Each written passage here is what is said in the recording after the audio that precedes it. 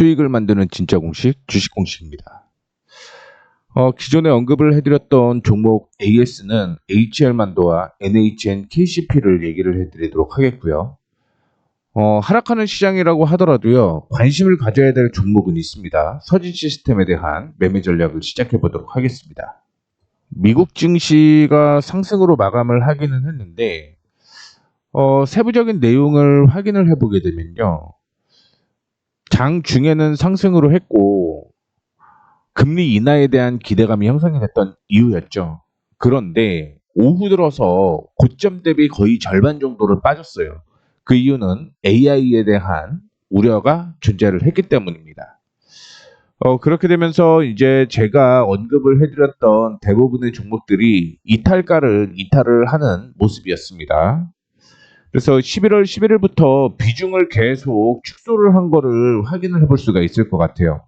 11월 19일 날 비중 축소를 했고요. 11월 11일 날 비중 축소, 11월 21일 날 비중 축소, 11월 19일 날 비중 축소, 11월 21일 비중 축소, 11월 19일 비중 축소, 11월 7일 비중 축소, 11월 5일, 11월 18일 비중 축소.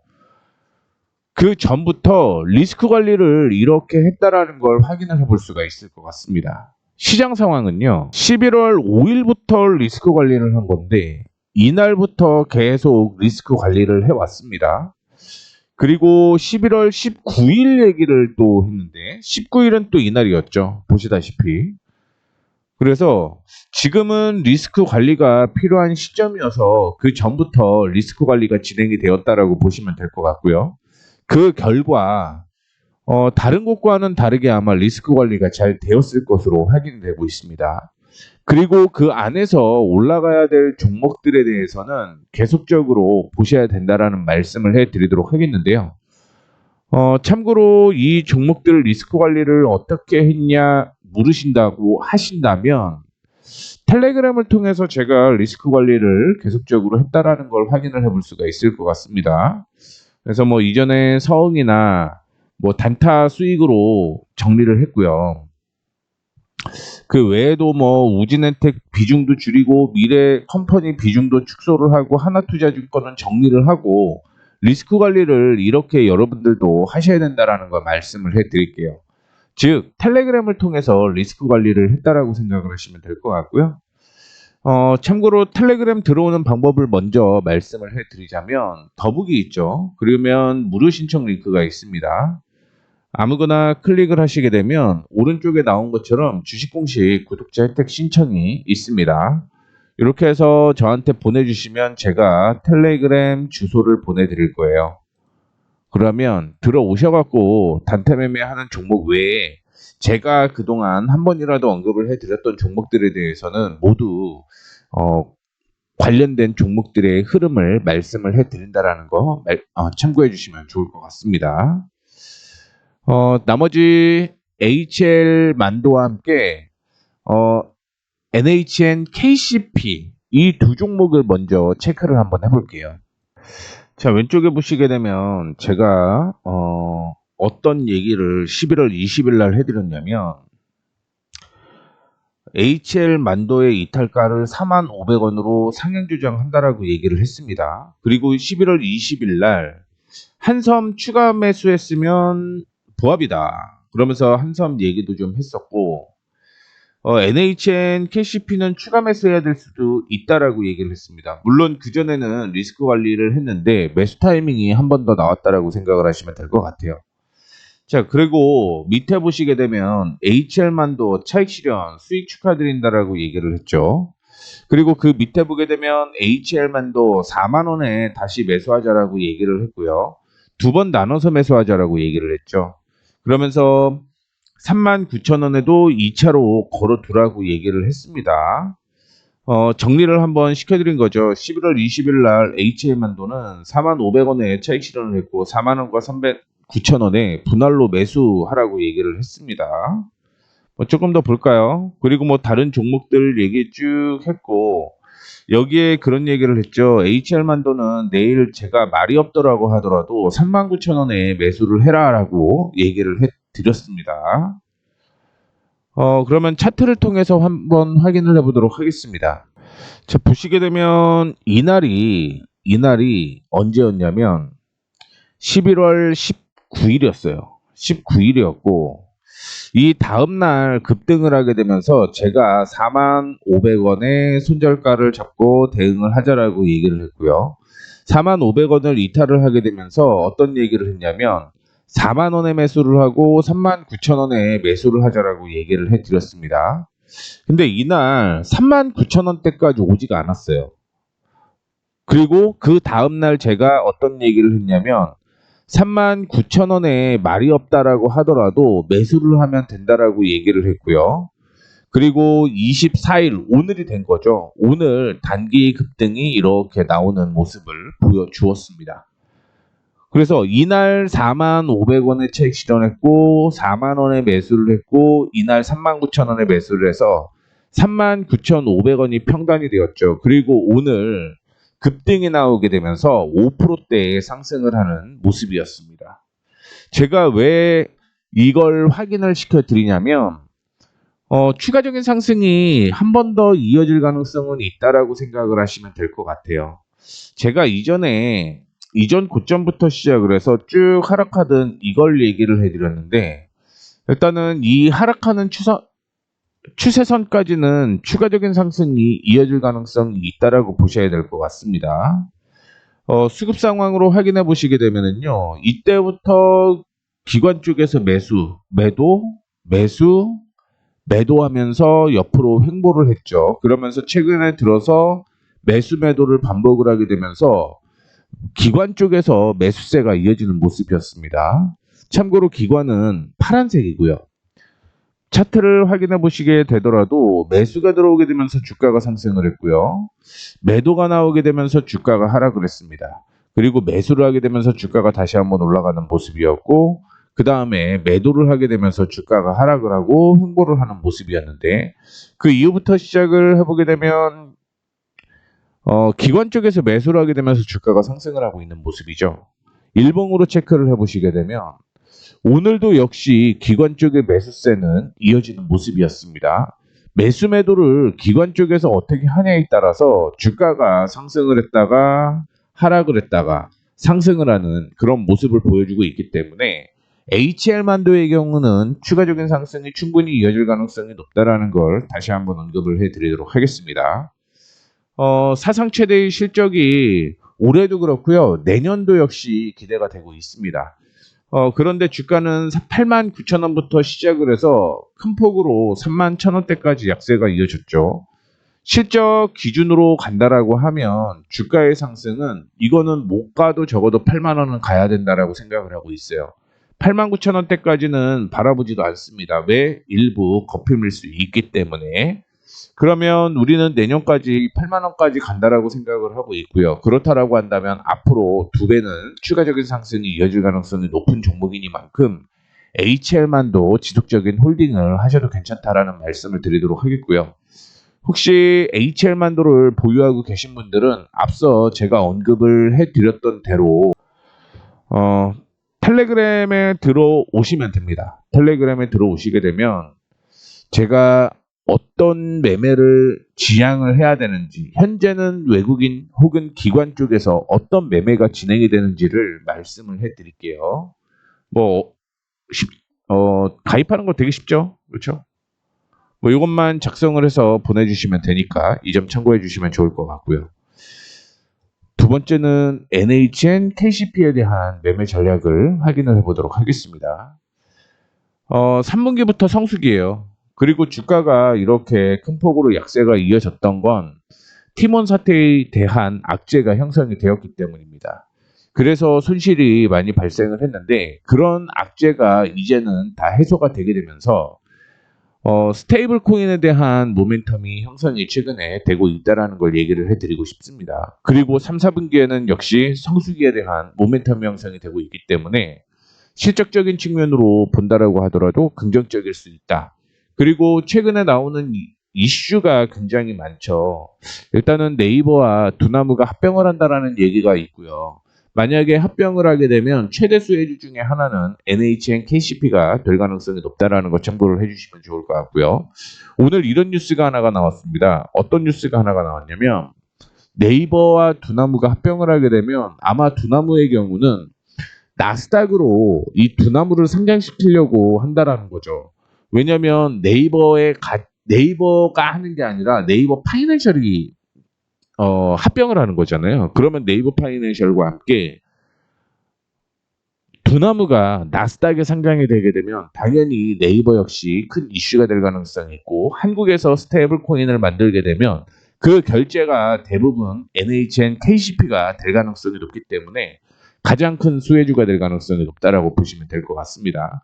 다만 이전에 어떤 흐름이 나왔었냐면 전 고점이 형성이 되었고요. 전 고점이 형성이 되게 되면서 큰 폭으로 조정을 받는 모습이었습니다. 그런데 지금 17,500원까지가 상당히 중요한 가격이다라고 생각을 하시면 될 것 같은데 올라가다가 계속 깨지는 가격이 이 가격이었다라고 생각을 하시면 돼요. 그러면 이 가격을 돌파를 하게 되면 1차적으로 성수기이기 때문에 9월 달보다 실적은 더 나올 가능성이 있고 그때의 모멘텀보다 더 큰 모멘텀이 형성이 될 가능성이 있기 때문에 제가 생각하는 건 아마 나스닥에 대한 이슈만 나온다라고 하더라도 진짜 43,000원대까지는 추가적인 상승이 이어질 가능성이 높다라고 보고 있고요. 두나무 합병까지 이어지게 되면 개인적으로는 이전 고점 부근대까지는 상승 여력이 있다라고 생각을 하고 있습니다. 그래서 제가 NHN KCP가 조정을 받았음에도 불구하고 리스크 관리를 한번 한 거고요. 그 다음에 추가 매수가 진행이 될 수도 있다라고 얘기를 해드렸다라는 거 참고를 해주시면 좋을 것 같습니다. 오늘도 주가는 상승을 하는 모습인데 하나 우리가 체크를 해봐야 될 내용이 하나가 있습니다. 어떤 내용이냐면 도지가 형성이 되었을 때 어떤 매매를 해야 되는지를 확인을 해보셔야 되는데 일반적으로 윗꼬리에서 움직일 경우 추가적인 상승이 이어질 가능성이 높다라고 보셔야 돼요. 그리고 단기적으로 이전 고점까지는 상승 여력이 있다라는 걸 확인을 해보게 되면 내일 같은 경우 다시 한번 추가 매수 타이밍이 나올 수 있다라는 걸 여러분들께 언급을 해드리도록 하겠습니다. 그렇기 때문에 NHN KCP의 경우는 거래량도 많이 터지면서 혼조세가 이어지는 모습이었는데 이럴 경우는 단기적으로 보시는 게 상당히 좋겠다라는 말씀 드리도록 하겠습니다. 왜냐하면 오전에 거래량이 터지면서 도지가 형성이 되었죠. 그리고 지지가 나오는 모습을 보여주고 다시 한번 주가는 상승을 하고 있는 모습이고요. 이전에 고점이 형성이 되었을 때 확인을 해보게 되면 이때 거래량이 동반된 거를 우리는 확인해 볼 수가 있잖아요. 이 거래량이 터졌다라고 얘기를 하는 건 매도가 그렇게 많이 나오지는 않았다라는 걸 의미한다라고 생각을 하시면 될 것 같습니다. 그렇기 때문에 NHN KCP 홀딩 하셔도 무난하다라는 말씀 드리도록 하겠고요. 이렇게 해서 일단은 AS 해드린다고 했던 두 종목에 대해서 일단 말씀을 좀 드리도록 하겠고 서진 시스템을 한번 보도록 하겠습니다. 일단은 먼저 뉴스를 체크를 하고 그 다음에 실적과 함께 나머지 것도 확인을 해 볼게요. 3분기 연결 기준 매출액이 2,155억이고요. 전년 동기 대비해서 31.6% 감소를 했습니다. 매출 감소로 수익성이 악화가 됐는데 영업순실이 373억 원을 기록을 했고요. 적재전환으로 480억 정도의 당기순이익이 기록이 되는 모습이었습니다. 이는 미국의 관세 영향으로 글로벌 고객사 향 에너지 저장 시스템 발주가 이연이 됐다는 거죠. 그러면서 3분기 실적이 일시적으로 부진한 것으로 나타났는데 글로벌 고객 사향이라고 얘기를 하는 회사가 어디냐면 플루엔스 에너지라는 곳이에요.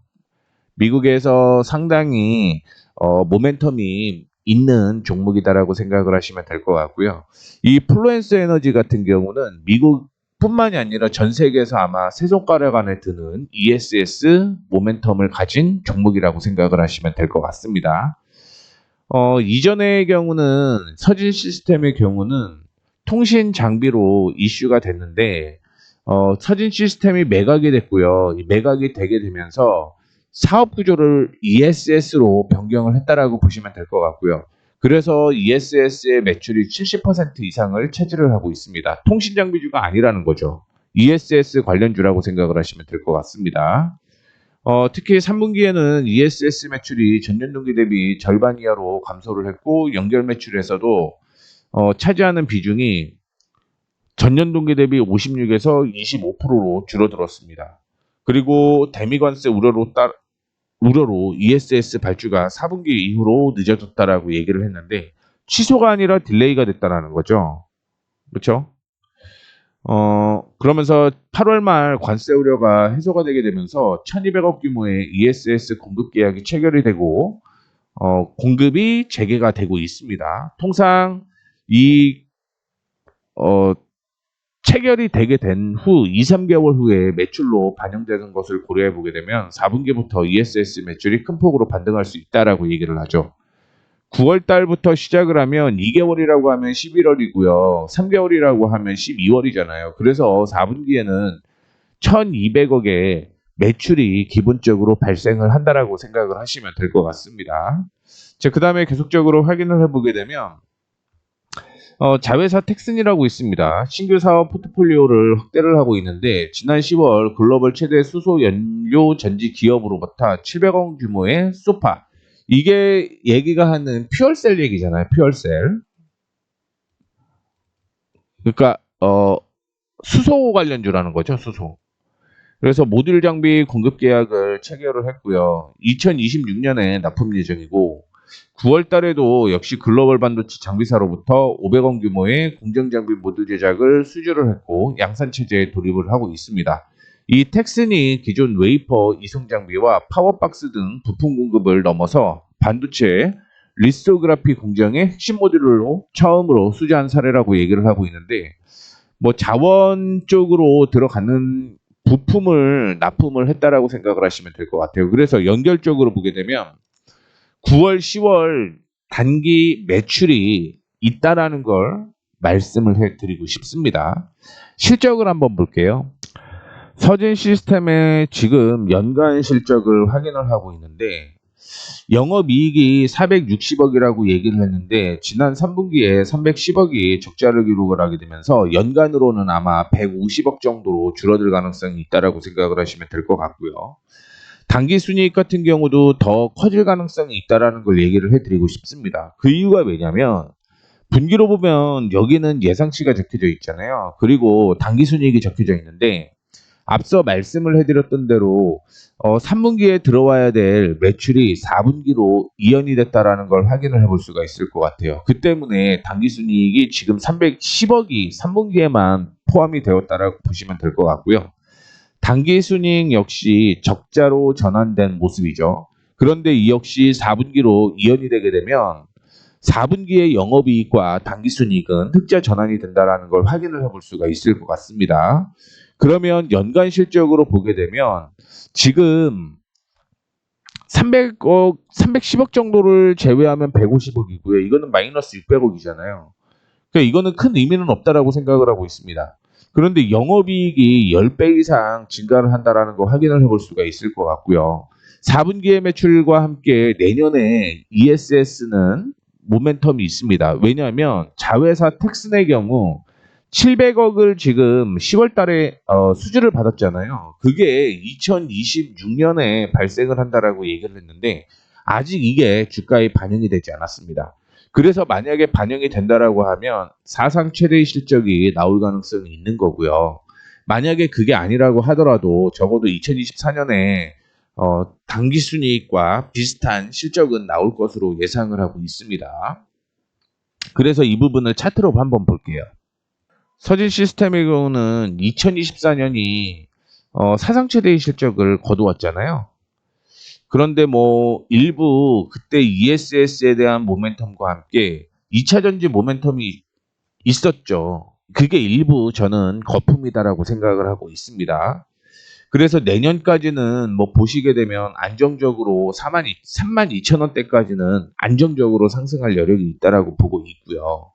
일봉으로 확인을 해보시게 되면 오늘 기관과 외국인이 동반 매수를 하게 되면서 주가가 큰 폭으로 상승을 하는 모습이었는데 내일 같은 경우는 조정을 받을 가능성이 있어요. 그래서 매수 타이밍이 조금 낮아졌다라고 생각을 하시면 될 것 같고 이 안에서는 매수 타이밍이 나올 가능성이 높다라고 생각을 하시면 될 것 같습니다. 지금 고점으로 형성되어 있는 것도 일부 비슷하게 움직이는 모습 보여주고 있죠. 그래서 이 종목은 내일 조정을 받으면 매수 타이밍이 나올 가능성이 있다라는 걸 얘기를 좀 해드리고 싶고요. 주가 상승도 지금은 적어도 많이 올라가게 되면 내년까지는 36,000원을 뚫고 올라갈 가능성이 상당히 저는 높다라고 보고 있습니다. 그러면 지금 기준으로 봤을 때 50% 수익은 충분히 날 수 있는 종목이다라고 생각을 하시면 될 것 같아요. 다만 4분기까지만 확인을 해보게 되면 이전에 고점 부근 때까지는 올라올 가능성이 있습니다. 제일 중요한 건 우리는 매수 타이밍을 얼마에 가져갈 건지가 상당히 중요하다라고 생각을 하고 있어요. 그래서 이거는 내일 확인을 해봐야 됩니다. 거래량이 동반되면서 조정을 받을 경우 리스크 관리를 당연히 해야겠죠. 하지만 그렇지 않을 경우는 매수 타이밍이 더 위에서 나올 가능성이 있다라는 걸 참고를 해주시면 좋을 것 같습니다. 그래서 이런 걸 여러분들이 직접 다 계속 체크를 하셔야 돼요. 그게 만약에 힘드신 분들은 저의 경우는 이렇게 이슈가 있는 부분들을 계속적으로 올려드리고 있습니다. 올려드리고 있기 때문에 혹시 나는 그거 하나하나 매매하는 걸 어렵다라고 생각을 하면 텔레그램 들어오시면 됩니다. 하루에 올리는 거 글 15개 정도밖에 안 돼요.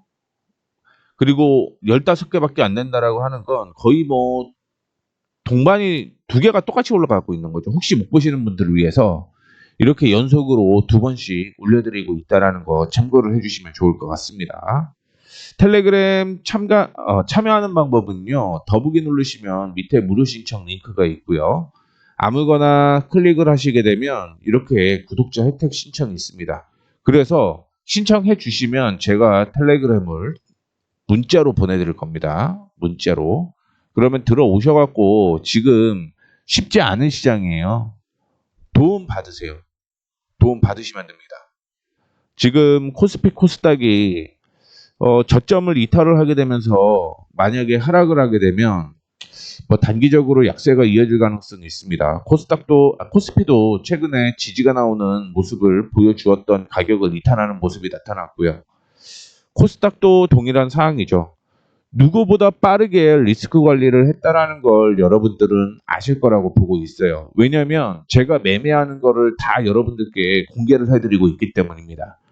그냥 뭐 수익 납니다라고 얘기를 하는 게 아니라 실질적으로 제가 텔레그램에서 리스크 관리하는 걸 정확하게 여러분들께 알려드리고 있으니까 힘드신 분들은 언제든지 들어오시면 될 것 같습니다. 자, 그리고 내용이 도움이 되셨다면 구독, 좋아요, 알림 설정 부탁드리도록 하겠습니다. 지금까지 수익을 만드는 진짜 공식 주식 공식이었습니다. 감사합니다.